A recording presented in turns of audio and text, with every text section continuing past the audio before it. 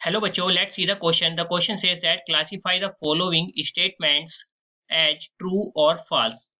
The given statement is number of ways of sitting two persons in two chair out of n person is np2. सबसे पहले की concept की बात करते हैं. The key concept of this question is कोई भी आपका स्टेटमेंट है वो ट्रू कब होगा.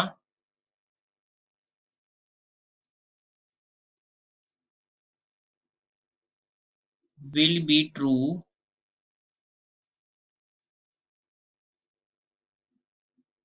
when the statement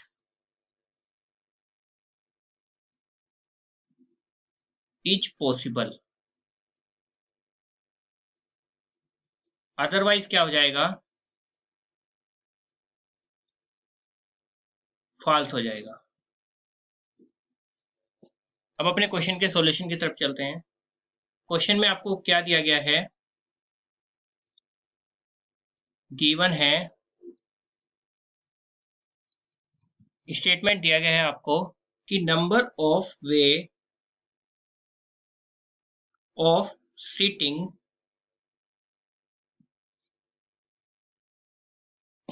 to person in two chair out of n person is np2.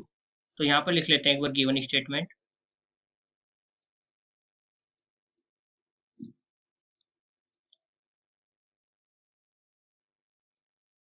Number of ways of seating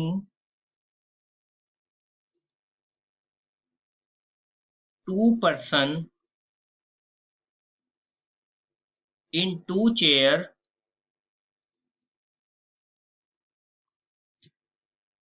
out of n persons is np2. ये आपका given statement है.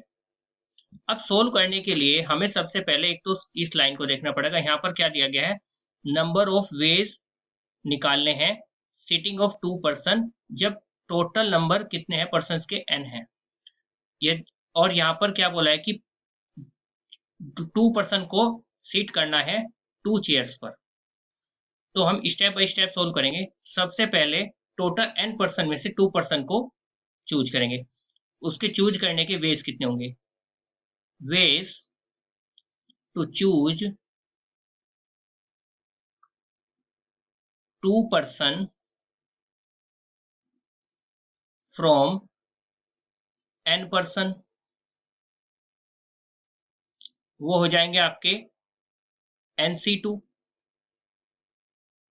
और अगर मैं बात करूं यहां पर कि टू पर्सन को टू चेयर पे बिठाने कितने वेज हो सकते हैं, ways to sit two person in two chair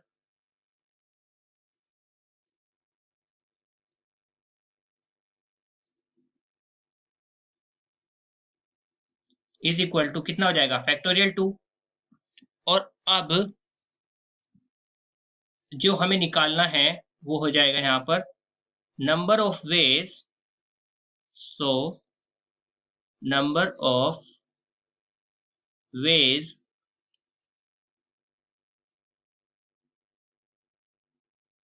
to of sitting two person in two chair out of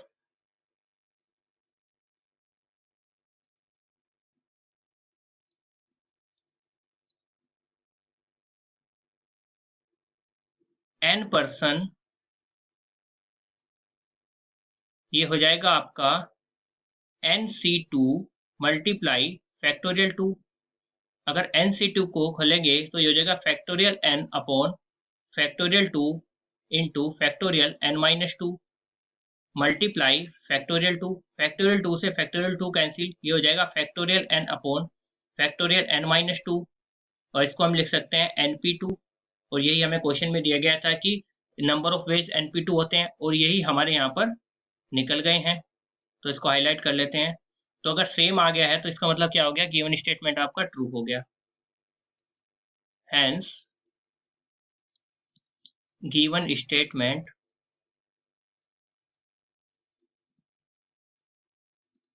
is true. तो यही हमें निकालना था कि गिवन स्टेटमेंट ट्रू है या फॉल्स है, इसको आइडेंटिफाई करो। तो यही आपका क्या हो जाएगा, आंसर हो जाएगा। The final answer of this question is the given statement is true. Hope you understood it well. Best of luck. Thank you.